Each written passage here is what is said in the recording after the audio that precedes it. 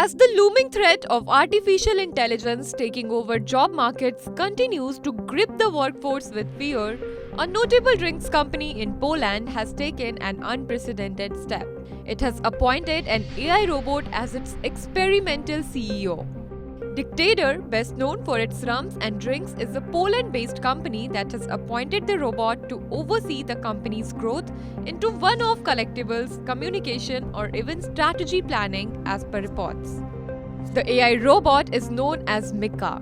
Dictator's board of directors made a groundbreaking and daring choice, said Marek, the company's Europe chief. Introducing this remarkably human-like AI robot into our corporate framework marks a revolutionary moment that will reshape our world permanently, he declared. Crucial decisions such as hiring and firing still remain under human control with the company.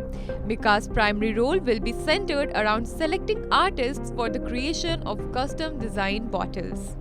Mika said in an interview, and I quote, "My decision-making process relies on extensive data analysis and aligning with the company's strategic objectives. It's devoid of personal bias, ensuring unbiased and strategic choices that prioritize the organization's best interests." Dictator has been at the forefront of technology-based stunts like this, last week offering what is called the world's first tokenization of aged rum, and offering rum via NFT, which worked in their favor and quickly raised $25,000 for the company. In the foreseeable future, companies are increasingly poised to rely on generative AI for a wide range of decision-making processes.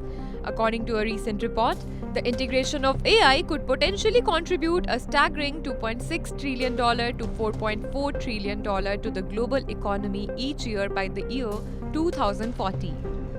Additionally, the report suggests that AI adoption could unlock annual labor productivity growth ranging from 0.1% to 0.6%, reinforcing its significant potential impact on various industries.